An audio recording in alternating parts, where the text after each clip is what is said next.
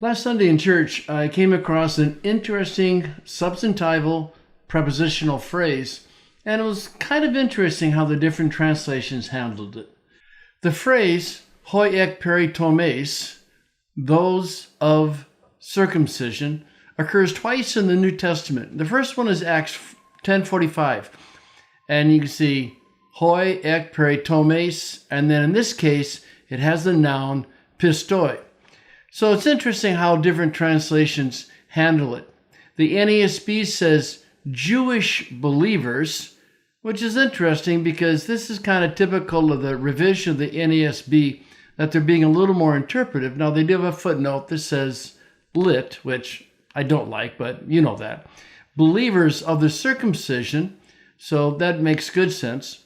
CSB, circumcised believers, believers from among the circumcised.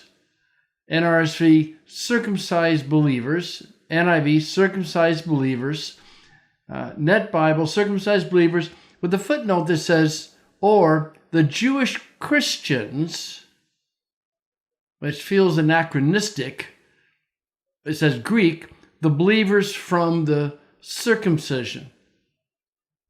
Okay, this is when Peter has gone up to see Cornelius, and Peter preaches, and the Spirit is poured out on the Gentiles. Okay, that's all pretty straightforward. But then the phrase again occurs in Acts 11:2 when Peter's back in Jerusalem having to report. And in this case, it's a little different. Those of the circumcision. What's missing? There's no pistoi. There's no word saying faithful. And it's interesting to me because what I want to know is that omission deliberate, or is the pistoi assumed from the previous passage? If you go to the NASB, it says the Jewish believers. They put believers in italics. And again, literally those from the circumcision. CSB, the circumcision party. In other words, they're saying, well, there is no word for believers there. So this is circumcision party. ESV, circumcision party. Or footnote, those are the circumcision. And RSV, circumcised believers. Well, it doesn't say they're believers. And that's the whole point. Now the footnote, it says Greek lacks believers. Well, if the Greek lacks it, and it's an interpretive position, I think there's no reason to have that in there. The NIV says circumcised believers with no footnote showing that the word believers doesn't occur.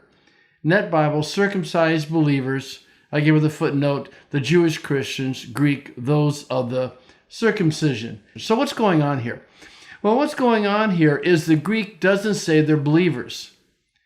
And I want to know why. Certainly the Jewish people that went with Peter in Acts 10 were believers, but now they're back in Jerusalem. This is a larger group of people, and Luke isn't willing to say that they're believers. That's how I interpret it. So when the NRSV says circumcised believers, I don't care what the footnote says, or the NIV says circumcised believers, and the Net Bible says circumcised believers, NLT, Jewish believers. This is a step of interpretation that I don't think is warranted. Again, do people really read footnotes? Can you really protect yourself by saying in a footnote an alternate translation or the word for the Greek? I don't really know. But again, it's an unusual phrase that only occurs twice in the entire New Testament.